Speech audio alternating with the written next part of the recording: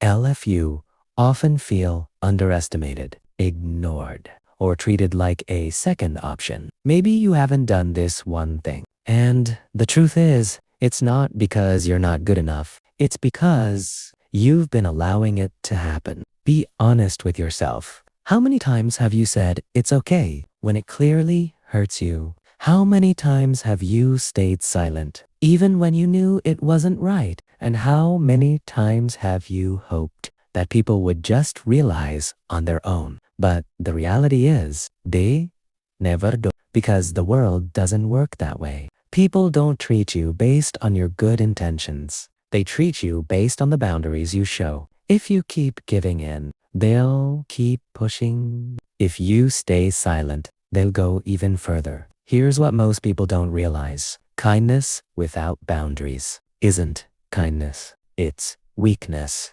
disguised as being nice. And people can feel that not from what you say, but from how you carry yourself every day. You don't need to become rude. You don't need to be cold. And you don't need to prove anything to anyone. You just need to do one thing that you've been avoiding. Start saying no. Yes, it's that simple. But it's also the hardest thing to do because you're afraid of losing people, of being seen as mean, of being left out. But the truth is, anyone who only stays because you always say yes is not someone worth keeping. When you start saying no, something interesting happens.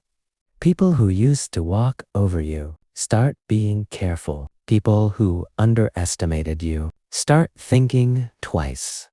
And those who only came when they needed something start disappearing. And that's not loss. That's a filter, because not everyone wants you to grow. Some people prefer you weak, easier to control, easier to use. So when you change, they'll say, "You've changed." But the truth is, you just finally set boundaries. Remember this, you don't have to be available all the time. You don't have to understand everyone, and you don't have to keep sacrificing yourself. Sometimes saying no more is the most honest form of self-respect. Try this.